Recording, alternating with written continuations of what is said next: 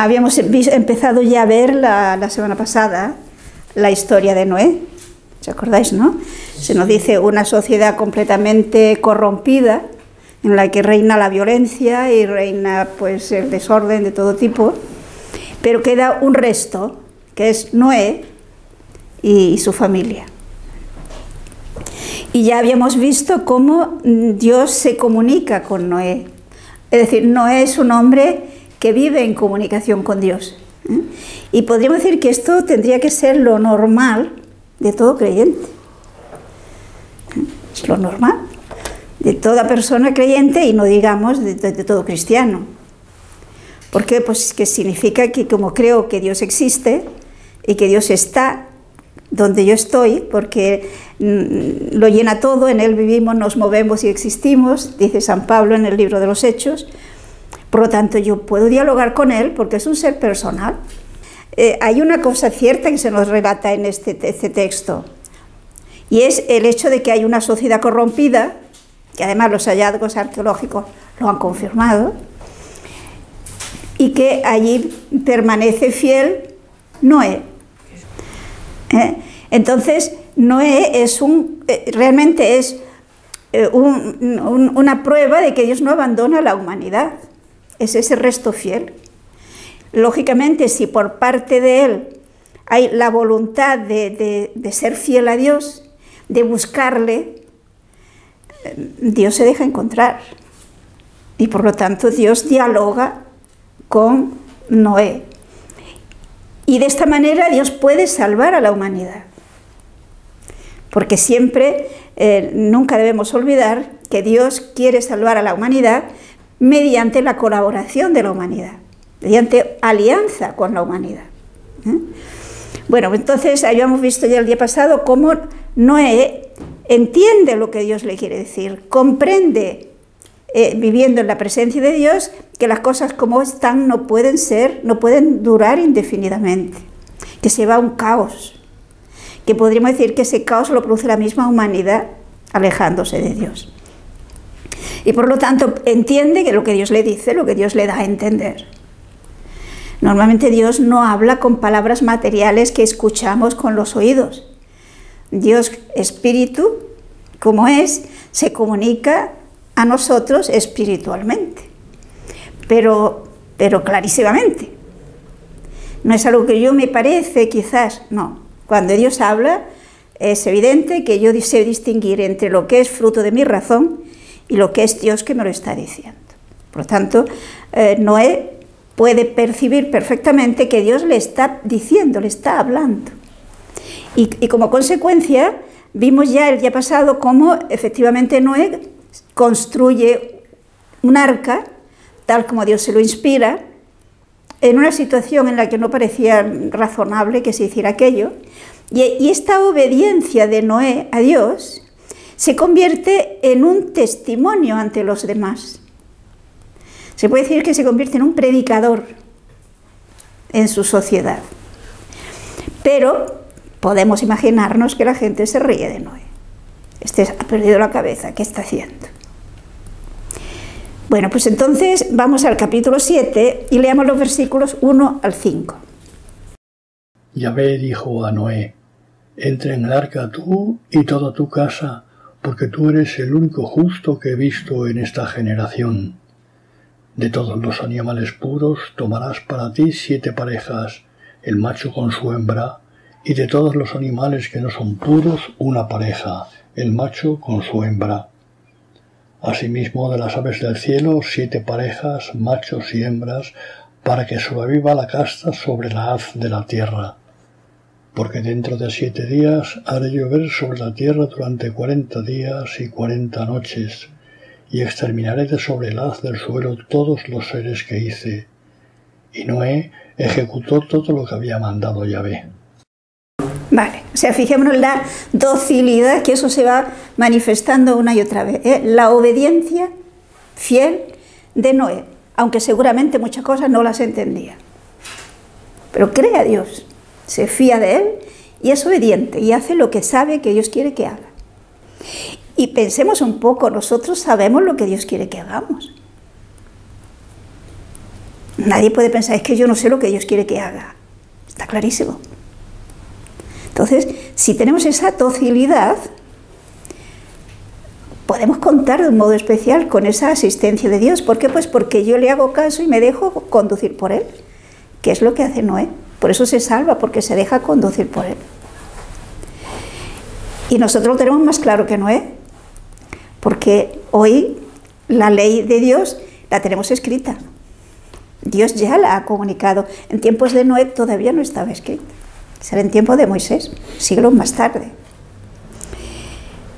Quizás llama la atención que Dios diga que vemos que se distingue entre los animales puros y los animales impuros o inmundos, que dice alguno. Y por lo tanto, de los animales puros guardará más, meterá en el arca más, de los animales impuros menos.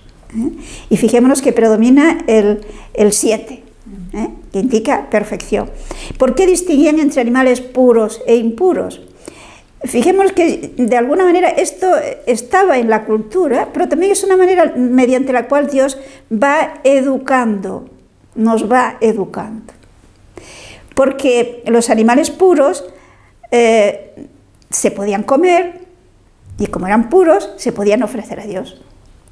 Los animales impuros ni se debían comer, estaba prohibido, ni se podían ofrecer a Dios, pero podían servir para otras cosas. Por ejemplo, entre los animales impuros pues estaba el cerdo, o incluso estaba el caballo. El caballo no se podía comer ni se podía sacrificar a Dios. Entonces, de los que se podían comer y de los que se podían sacrificar a Dios, puros, se cogen 7 parejas de cada especie. De los impuros, solo 2 parejas. Es decir, para conservarlos, pero no tienen otra fin, no se utilizaban para, repito, ni para comer ni para el culto de Dios. Continuemos, los versículos 6 al 9. Noé contaba 600 años cuando acaeció el diluvio o las aguas sobre la tierra. Noé entró en el arca y con él sus hijos, su mujer y las mujeres de sus hijos, para salvarse de las aguas del diluvio, de los animales puros y de los animales que no son puros, y de las aves y de todo lo que serpea por el suelo. Sendas parejas de cada especie entraron con Noé en el arca, machos y hembras, como había mandado Dios a Noé. Bueno, fijémonos que efectivamente, tal como Dios le había dicho a Noé, pues llega el momento en que Dios indica hay que entrar en el arca. Podemos pensar que habría señales que mostraba que el ambiente estaba cargado. Seguramente había nubes que amenazaban. Y como que Noé ha escuchado a Dios, ve que en ello hay una señal de que ya es el momento de entrar. Y posiblemente los animales, pues ustedes saben que cuando los animales tienen una gran sensibilidad y que saben percibir también signos en el ambiente, ¿no? El hecho es que vemos cómo efectivamente entran en el arca Noé, su esposa, sus hijos, las esposas de sus hijos y los animales. Y una vez que ya están dentro, se cierra el arca y comienza el diluvio. Y fijémonos que es curioso y que revela los conocimientos que tenían de la naturaleza. La manera como nos describe el diluvio. Podemos leerlo del 10 al 12. A la semana las aguas del diluvio vinieron sobre la tierra. El año 600 de la vida de Noé, el mes segundo, el día 17 del mes, en ese día saltaron todas las fuentes del gran abismo, y las compuertas del cielo se abrieron. Y estuvo descargando lluvia sobre la tierra 40 días y 40 noches. O sea, fijémonos cómo describe esa inundación. ¿De dónde sale tanta agua? Entonces nos dice que las fuentes, ellos pensaban que había aguas arriba, aguas abajo, ¿no? Y la tierra separaba las aguas de la tierra, pero debajo también había aguas. Por lo tanto se rompen, porque hay manantiales, ¿no? Entonces se rompen las fuentes de abajo, por tanto hay una gran inundación de agua desde abajo, pero de arriba Su idea era que había como una especie de una plancha de zinc, digamos, y encima estaban las aguas. Entonces, cuando llovía, ¿qué hacía? Pues que Dios abría más o menos y caían agua. Y en este caso se abrían las cataratas del cielo. O sea, una inundación mayúscula. Y esto durante 40 días, es decir, durante muchos días, en los que hay aguas torrenciales que caen y las aguas subterráneas que también salen. O sea que podemos imaginarnos, con el lenguaje propio de la época y con el conocimiento que tenían, que hubo una tremenda inundación. Hallazgos arqueológicos, precisamente del año 1929, un especialista inglés, descubrió que por aquella parte de Ur, donde había sido la patria de Abraham, pues un estrato de unos 4 metros de fango que separa una civilización, digamos lo que sería una ciudad perteneciente a una civilización muy desarrollada, que desaparece y que después ahí comienza otra civilización. O sea, podríamos decir que estos mismos descubrimientos confirman la realidad de la existencia de una tremenda inundación. Porque para formar 4 metros, aquel estrato 4 metros de fango, pues tenía que haber sido muchísima agua la que cayó. Y que efectivamente acabó completamente con aquella sociedad. Se dice que es universal, pues porque era lo que ellos conocían, era el universo que ellos conocían. Para ellos, universal. No sabemos si en aquel momento había ya pobladores en otras zonas de la Tierra. Quizás no. Aquí que los científicos estudien y lo averigüen. Para ellos era universal. Por lo tanto, evidentemente, en el arca no habría pues ni leones, ni camellos. ¿Por qué? Porque eso en aquella zona no existe, o no existían. O sea, los animales que no existían en aquella zona no hacía falta meterlos en el arca. Había que guardar y proteger, digamos, los animales de aquella zona. Es decir, y vemos, por lo tanto, que hay, tal como Dios lo ha hecho, una relación entre la naturaleza y el hombre. Es como una coexistencia, no sé cómo llamarlo, ¿no?, del hombre. Cuando el hombre se porta mal y vienen problemas, pues también lo sufren los animales.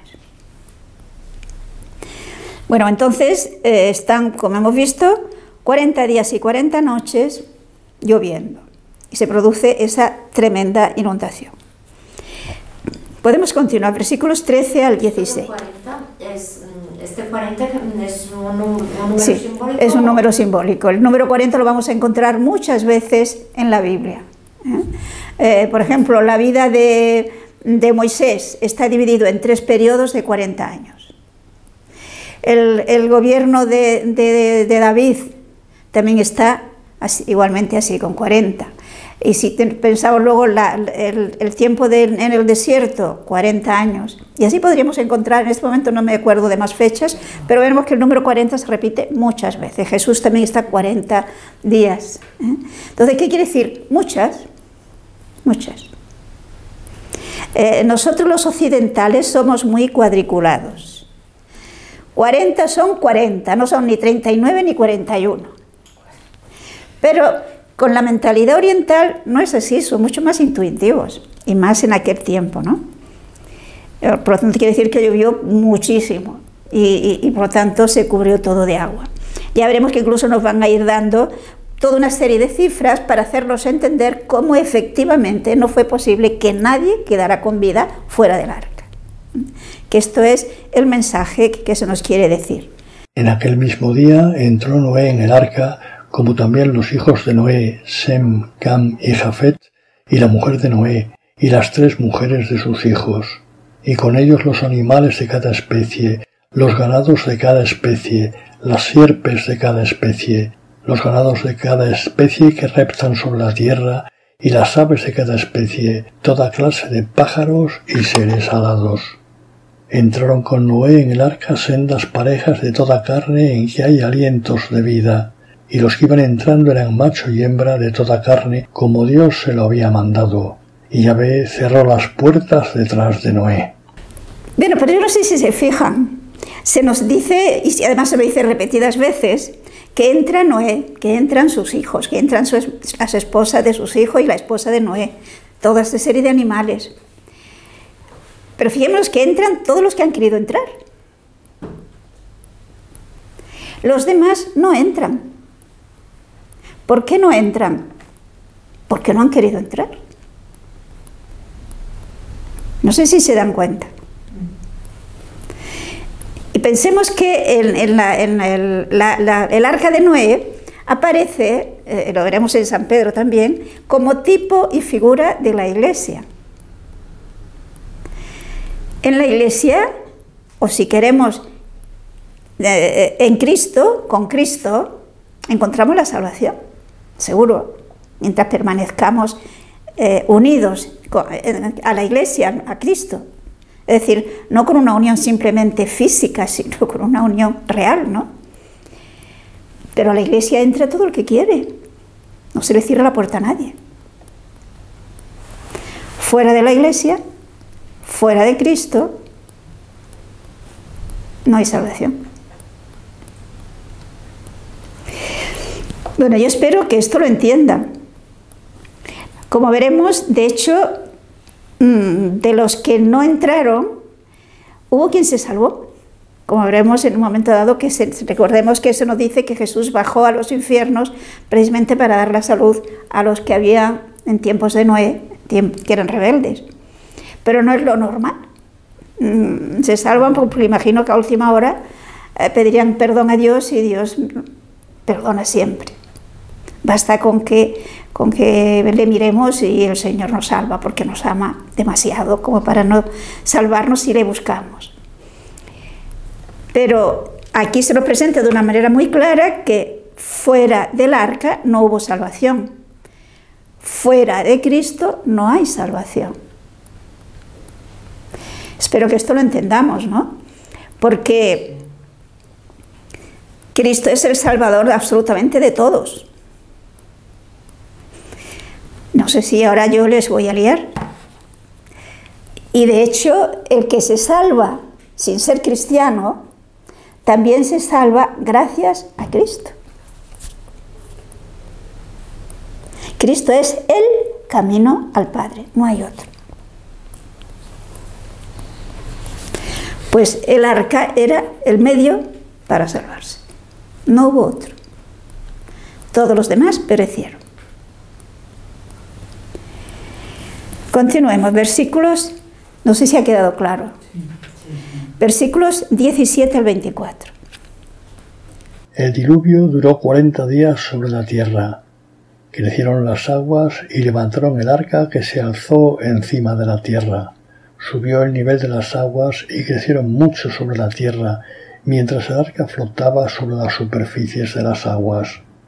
Subió el nivel de las aguas mucho, muchísimo sobre la tierra, y quedaron cubiertos los montes más altos que hay debajo del cielo. 15 codos por encima subió el nivel de las aguas, quedando cubiertos los montes. Pereció toda carne, lo que repta sobre la tierra, junto con aves, ganados, animales y todo el que pulula sobre la tierra, y toda la humanidad. Todo cuanto respira hálito vital, todo cuanto existe en tierra firme, murió. Yahvé exterminó todo ser que habita sobre el haz del suelo, desde el hombre hasta los ganados, hasta las sierpes y hasta las aves del cielo. Todos fueron exterminados de la tierra, quedando solo Noé y los que estaban con él en el arca. Las aguas inundaron la tierra por espacio de 150 días. Por consiguiente vemos que aquí se nos describe cómo el agua sigue cayendo y llega un momento en que el arca pues flota, como si fuese un barco, ¿no? Y de esta manera el arca flotando, las aguas llegan a cubrir todos los lugares donde se podía vivir, por decirlo así, y por lo tanto todos los seres vivos, todos, hombres y animales, mueren. Solo queda Noé y los que con él estaban en el arca. Es decir, fijémonos que aquí tenemos una imagen, si queréis, simbólica, en el sentido de que es tipo y figura, de lo que ocurre realmente en el mundo. Solo se puede salvar el que conecta, el que acepta a Cristo en su vida, el que se deja salvar por Cristo, de una forma o de otra. Hoy en la iglesia, ¿quién entra? ¿Dios coge a alguien de la mano y lo mete? No. ¿Dios obliga a alguien a que crea en Jesucristo? No. Dios invita, propone, seduce un poco también, pero obligar, en absoluto, no hay nadie más respetuoso de la libertad humana que Dios. Y eso ha sido siempre así, Dios es el mismo. ¿Está claro? Por consiguiente, Dios invita. Y es importante que lo sepamos, porque a veces nos gustaría quizás que nos cogiera de la mano y no. Dios nos trata como adultos. Y quiere que libremente decidamos, responsablemente decidamos. Y respondamos sencillamente a una cosa, al amor que Él nos tiene. Es lo que espera, que le amemos. Y que el amor no sea simple sentimiento, sean obras, sean hechos. Eso es lo que espera, es lo que esperaba, es lo que esperó de Noé, y Noé le correspondió. Y se pudo salvar. Los demás no le hicieron caso. Y Dios es el mismo. Y eso no lo olvidemos nunca, porque precisamente en la Sagrada Escritura, de alguna manera, Dios se nos manifiesta como es. Podemos conocer, no me acuerdo ahora de quién era aquella frase que dice, conoce el corazón de Dios en la palabra de Dios. Es uno de los santos padres que ahora no recuerdo quién es. Aquí tenemos que conocer el corazón de Dios. Bien, entonces vemos que, repito, todos desaparecen, toda otra vida fuera de la que estaba en el arca desaparece y solo queda Noé y los suyos, y los animales que habían entrado en el arca. Fijémonos que aquí aparece este episodio del diluvio universal, aparece como una especie de juicio universal para el mundo antiguo. O sea, Dios ofrece la salvación, Dios busca que la gente, que le amemos y que le respondamos, pero nos respeta. Pero el que rechaza a Dios está rechazando su salvación, está rechazando su felicidad. Y esto es lo que aparece de una forma muy clara en este episodio del diluvio universal. En el capítulo 8, sí, versículos 1 al 3. Acordóse Dios de Noé y de todos los animales y de los ganados que con él estaban en el arca. Dios hizo pasar un viento sobre la tierra y las aguas decrecieron. Se encerraron las fuentes del abismo y las compuertas del cielo, y cesó la lluvia del cielo. Poco a poco retrocedieron las aguas sobre la tierra. Al cabo de 150 días, las aguas habían ya menguado. El texto dice que Dios se acordó. ¿Y Dios tiene que acordarse? No. ¿Dios tiene mala memoria y de vez en cuando se acuerda? Fíjate que, lo digo esto para que nos demos cuenta que hay palabras, expresiones en la Biblia que a veces nos pasan desapercibidas y es bueno que nos demos cuenta. Nos lo vamos a encontrar muchas veces en la Biblia esta expresión, Dios se acuerda. ¿Y qué quiere decir que Dios se acuerda?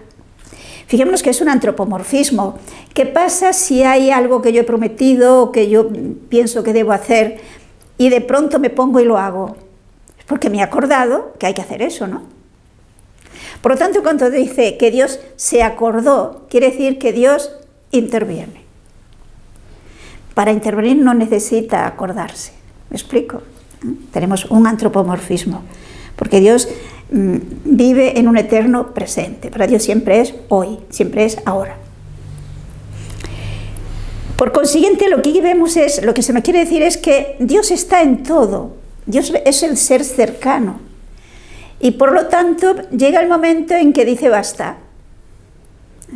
Y por lo tanto, deja de llover y empieza a bajar el nivel del agua. Pero todo esto no pasa por casualidad. Esto es lo que nos quieren decir. No es una que me dice, menos mal, oye, tú que ha parado y ya empieza a bajar. No, es que Dios quiere y manda, por decirlo así, decide que ya basta, ya hay que empezar a bajar. Las leyes las ha dado Dios y las controla Dios. El mundo sería un caos si Dios se olvidara. Si se olvidara de nosotros y se olvidara del universo, ¿no? Y por lo tanto empieza ya a bajar el nivel del agua. Se paran las cataratas, se cierran las fuentes y va bajando. Y así pasan días, claro, con una tal cantidad de agua, pues no bajan de golpe, para que la tierra la vaya absorbiendo poco a poco. Continuemos, leyendo los versículos 4 y 5. Y en el mes séptimo, el día 17 del mes, varó el arca sobre los montes de Ararat. Las aguas siguieron menguando paulatinamente hasta el mes 10, y el día 1 del 10º mes asomaron las cumbres de los montes. O sea, tenemos por lo tanto que llega un momento en que ya el arca se detiene. En realidad no sabemos dónde se detuvo. No se ha sabido. El arca perdida, que dicen algunos, ¿no? Que buscan. No se sabe dónde paró el arca. Pero por donde es que llegó un momento en, lógicamente, ha bajado el nivel del mar y por lo tanto el agua, el arca, pues queda posada nuevamente en la superficie de la tierra, ¿no? Y entonces ahora vendrá el proceso de ir viendo cuándo se puede salir del arca, porque claro, aunque el agua haya bajado y el arca se haya posado en la tierra, podemos imaginarnos la de charcos y la de barro que habría. Entonces, no se podía salir todavía, incluso seguramente que todavía habría bastante agua, porque el arca con su peso se ha posado, pero todavía hay agua. Continuemos, versículos 6 y 7. Al cabo de 40 días abrió Noé la ventana que había hecho en el arca y soltó al cuervo, el cual estuvo saliendo y retornando hasta que se secaron las aguas sobre la tierra. O sea, aquí es bonito ver cómo nos describe, cómo va intentando averiguar Noé cómo están las cosas, ¿no? Entonces lo primero que hace es saca un cuervo. Claro, el cuervo se alimenta de carroña, ¿no? Se alimenta de animales muertos, por lo tanto tiene alimento. Entonces se va y se nos dice que el cuervo lo soltó y volaba, iba y venía, porque no tenía dónde posarse todavía. Continuemos, versículos 8 al 11. Después soltó a la paloma para ver si habían menguado ya las aguas de la superficie terrestre. La paloma, no hallando dónde posar el pie, tornó donde él al arca, porque aún había agua sobre la superficie de la tierra. Y alargando él su mano, la tomó y la metió consigo en el arca. Aún esperó otros 7 días, y volvió a soltar la paloma fuera del arca. La paloma vino al atardecer trayendo en el pico un ramo verde de olivo, por donde conoció Noé que habían disminuido las aguas encima de la tierra. Sabemos que, en principio, la primera vez que suelta la paloma, esta no encuentra dónde posarse y por lo tanto vuelve otra vez. Pero luego la segunda vez que lo marcha, después de esperar otros 7 días, fijémonos que se van repitiendo estos números bastante simbólicos, ¿no? El número 7, el número 40, 7 indica perfección. Entonces, llega un momento en que ya la paloma vuelve con un ramito de olivo. Por esto se simboliza como símbolo de paz, ¿no? La paloma con la ramita de olivo. Pero esto le indica a Noé que ya hay vegetación, que ya la tierra está mejor, por decirlo de alguna forma, ¿no? Y ahora leamos el versículo 12. Aún esperó otros 7 días y soltó la paloma, que ya no volvió donde él. Entonces, si no vuelve más, ya tiene la certeza de que se puede salir. La tierra ya está seca. 13 al 14. El año 601 de la vida de Noé, el día 1 del mes, se secaron las aguas de encima de la tierra. Noé retiró la cubierta del arca, miró y he aquí que estaba seca la superficie del suelo. En el 2.º mes, el día 27 del mes, quedó seca la tierra. Por lo tanto, ya se puede salir. Como ven, de esta manera, esta inundación tremenda ha sepultado totalmente esa civilización que desaparece. Entonces, veremos que aparece Noé con los suyos como una creación nueva, una nueva creación. En la Biblia esto aparecerá con mucha frecuencia, la idea del resto, aquello que dirá sobre todo Isaías, el resto fiel que se salva, y que da origen a una nueva humanidad, a una nueva regeneración. Y yo creo que sería importante que fuéramos conscientes de esto, porque quizás en tiempos de crisis, en un ambiente en el que parece que todo se va perdiendo, me refiero al orden de la fe y de la vivencia de acuerdo con la voluntad de Dios, que nos llega una sensación como de desánimo, como para decir, pues aquí yo no puedo hacer nada, yo que soy nada, ¿qué puedo hacer para solucionar esta situación? Y fijémonos que la Biblia nos hace ver que esa actitud no es la que Dios quiere. Que lo que Dios quiere es que seamos conscientes que si mantenemos la fe, es un don de Dios, que hemos aceptado nosotros, por supuesto, que hemos colaborado dentro de nuestras limitaciones, pero es un don de Dios. Y si es un don de Dios, es un don no solo para mí, sino también para los demás, porque Dios quiere salvar a todos, Dios quiere que la salvación llegue a todos. Por lo tanto, yo creo que el hecho de que permanezcamos creyendo, que permanezcamos fieles a Jesucristo, fieles a la Iglesia, tiene que crearnos una conciencia de responsabilidad, no de amargura ni de desespero, no, de enorme confianza. Porque de la misma manera que lo vemos aquí, Dios está con Noé. Noé en su pobreza, en su tremenda limitación, colaborando con Dios y con la ayuda de Dios que no le va a faltar, va a dar origen a una nueva humanidad. Él también podía haber dicho, ¿y yo qué puedo yo hacer? Pues lo mismo tendríamos que vivir con ilusión, con enorme esperanza y con enorme confianza en la presencia salvadora de Dios, que si nosotros somos fieles, haciendo lo que nos toca hacer cada uno en su sitio, sencillamente ser un auténtico cristiano responsable, testigo de nuestra fe allí donde estemos. Y aunque nos parezca que eso pues no es nada y que esto pasa desapercibido, no olvidemos que Dios, dice la carta a los Corintios, se vale de lo necio del mundo para confundir a lo fuerte. Que Dios se vale de lo que no es para confundir lo que es. Y que habitualmente Dios se vale de la pobreza, de la sencillez, de lo que pasa desapercibido para hacer sus mayores obras. Pensemos, la mayor obra de Dios es la encarnación del Hijo de Dios. Y esto en su tiempo alguien se enteró, o sea, en el silencio, en la humildad de una jovencita allí en un pueblo perdido de Galilea, allí hace Dios su gran obra. Pues no la puede hacer también a través de nosotros. No podemos ir con caras tristes, tenemos un tesoro, tenemos que comunicarlo. Pues aquí tenemos a Noé con los suyos que se han salvado y por lo tanto, ¿qué será lo primero que hagan? ¿Qué haríamos nosotros? Darle gracias a Dios, ¿no? Reconocer que hemos sido salvados por Él. Pues continuemos, versículos 15 al 22.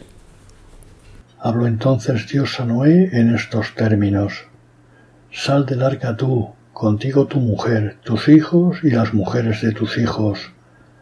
Saca contigo todos los animales de toda especie que te acompañan, aves, ganados, todas las sierpes que reptan sobre la tierra, que pululen sobre la tierra y sean fecundos, y se multipliquen sobre la tierra. Salió pues Noé y con él sus hijos, su mujer y las mujeres de sus hijos, todos los animales, todos los ganados, todas las aves y todas las sierpes que reptan sobre la tierra salieron por familias del arca. Noé construyó un altar a Yahvé y tomando de todos los animales puros y de todas las aves puras, ofreció holocaustos en el altar.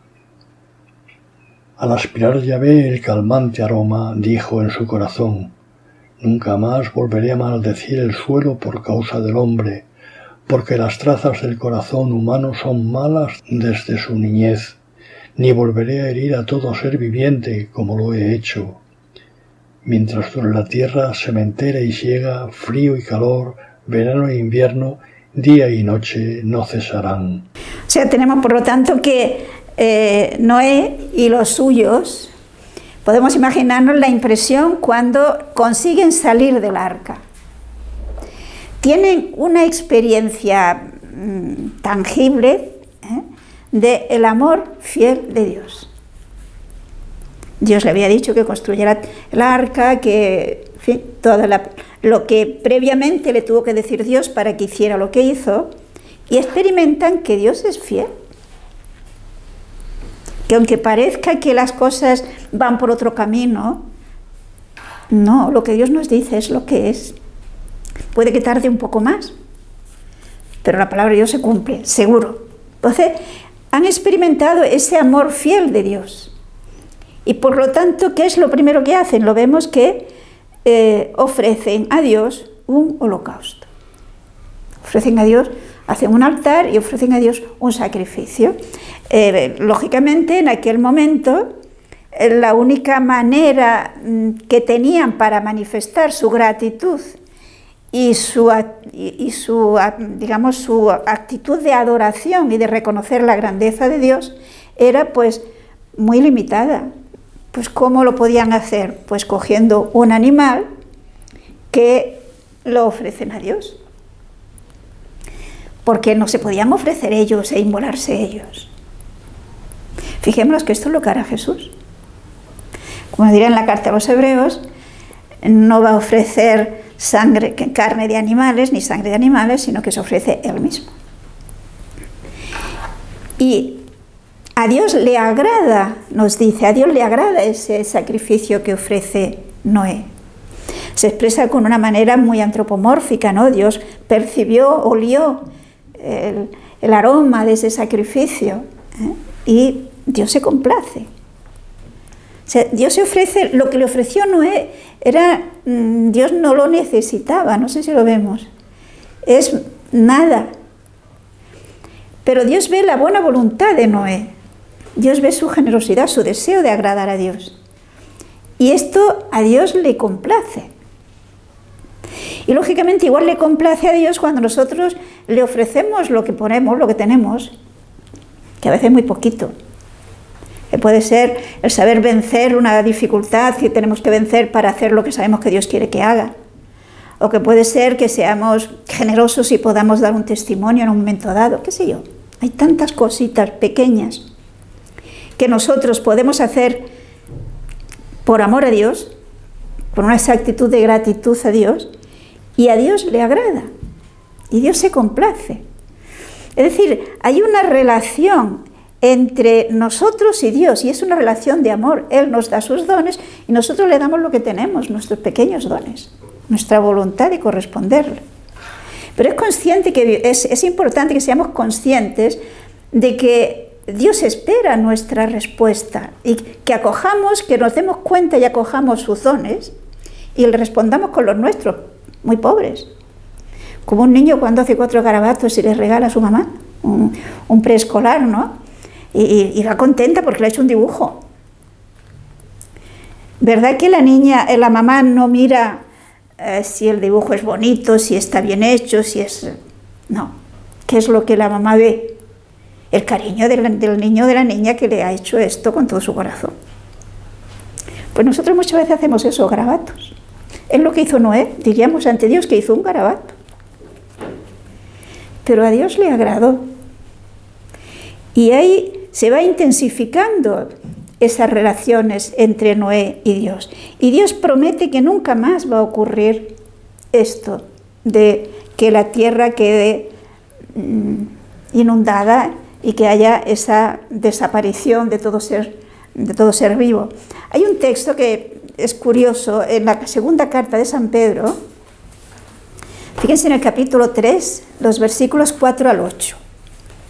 ¿Qué dirán en son de burla? ¿Dónde queda la promesa de su venida?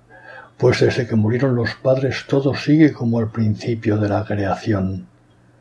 Porque ignoraron intencionadamente que hace tiempo existieron unos cielos y también una tierra surgida del agua y establecida entre las aguas por la palabra de Dios, y que por esto el mundo de entonces pereció inundado por las aguas del diluvio, y que los cielos y la tierra presentes por esa misma palabra están reservados para el fuego y guardados hasta el día del juicio y de la destrucción de los impíos.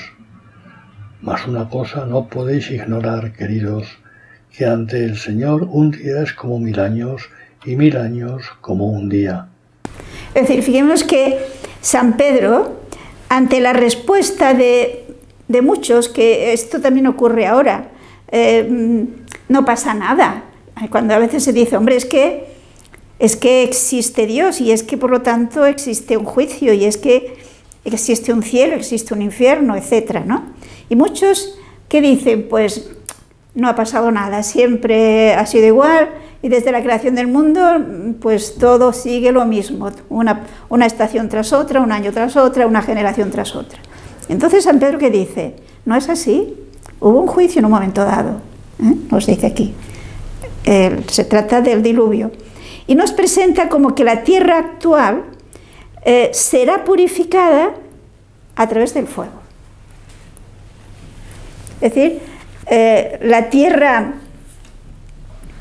en el sentido del cosmos, la humanidad, tal como está ahora, necesita una purificación para poder entrar en la vida eterna. En la carta de San Pablo a los Romanos, en el capítulo 8, se nos presenta como que la misma creación está expectante, esperando la redención y para participar en la libertad de los hijos de Dios. Por lo tanto, esta tierra necesita una purificación. Lo mismo que nuestro cuerpo tiene que ser transformado, el mismo cosmos será transformado. Y aquí en el texto del Génesis nos dice que no será a través de un diluvio, en este sentido, ¿no? Y San Pedro nos dice que será purificado a través del fuego.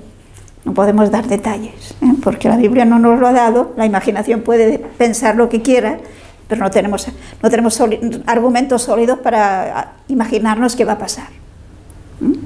Solo sin saber que las obras de Dios permanecerán perfectas, tal como Dios las quiere, por una eternidad. Y tal como está, necesita purificación. Nosotros y el cosmos. Bien, entonces ahora en el capítulo 9 se nos hablará de una alianza que hace Dios con Noé y los suyos, por lo tanto con esa nueva humanidad. Y vale la pena que nos fijemos que Dios continuamente propone alianza. Dios continuamente propone alianza con la humanidad. Ya la hizo con Adán y Eva y la ha hecho a lo largo de la poca historia que hemos visto, cómo Dios va proponiendo alianza. Y ahora la tenemos pues con Noé. Y el Noé, por lo tanto, se presenta como que es una alianza con toda la humanidad. Pues porque aparece Noé como el padre de la nueva humanidad. Leamos los versículos 1 al 7. Dios bendijo a Noé y a sus hijos y les dijo: sed fecundos, multiplicaos y llenad la tierra.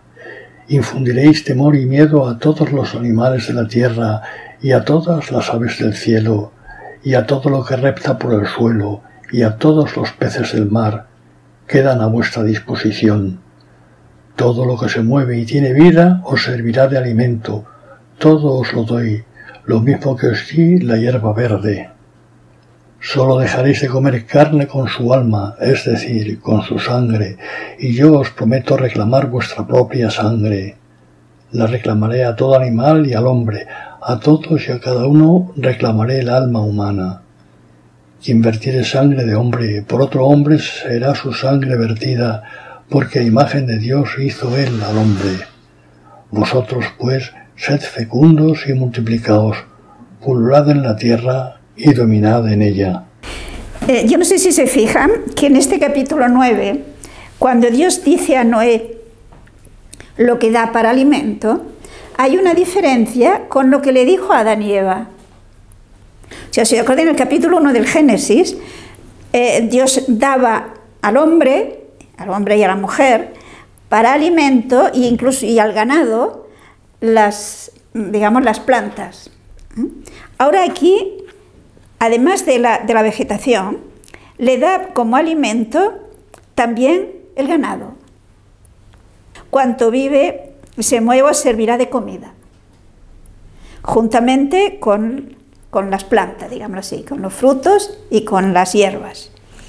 Es decir, recordemos que esta expresión de que solamente al principio daba para comida los vegetales, era un símbolo de la paz que había. Ahora esa paz se ha alterado, pero sin embargo Dios sigue defendiendo esa paz. Y aunque comerá carne, digámoslo así, se prohíbe comer sangre. ¿Y qué quiere decir con esto? Fijémonos que esto tiene una gran pedagogía de parte de Dios. Dios, como buen maestro, no enseña de golpe, sino que va enseñando poquito a poco a medida que el hombre es capaz de entender. Y entonces le dice que puede comer carne, pero antes ha de derramar la sangre. La sangre no la puede comer. ¿Y por qué no la puede comer? Pues porque la sangre es símbolo de la vida. Podemos leer en el libro del Levítico, vean en el capítulo 17, los versículos 13 al 14. Cualquier hombre de la casa de Israel o de los forasteros que residen en medio de ellos, que cace un animal o un ave que es lícito comer, derramará su sangre y la cubrirá con tierra, porque la vida de toda carne es su sangre. Quien la coma será exterminado. Es decir, fijémonos que ¿por qué se prohíbe comer sangre? Porque en su mentalidad, en la sangre está la vida. Y la vida es sagrada. La vida pertenece a Dios. Entonces, para hacerles entender esto, que la vida pertenece a Dios, que la vida es sagrada y no podemos disponer de ella, se les dice, pues no se puede comer sangre. Entonces, ¿la carne de los animales la pueden comer? Sí, pero se ha de quitar primero la sangre, se ha de desangrar y la sangre cubrirla con tierra.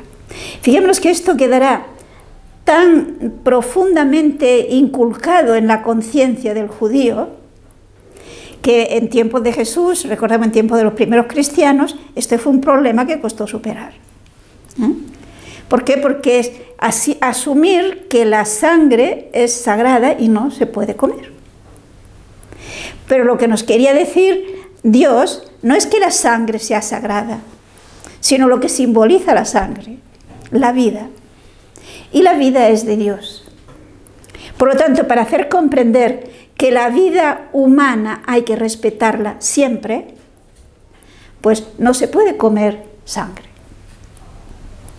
Porque fijémonos que en el texto que hemos leído del capítulo 9 del Génesis, se nos dirá porque el hombre está hecho a imagen de Dios.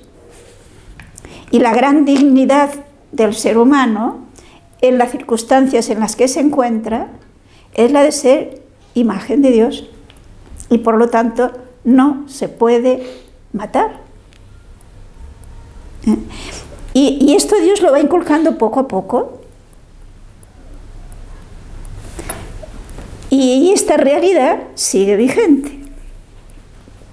La vida humana toda vida humana merece todo respeto, en la circunstancia en la que se encuentre.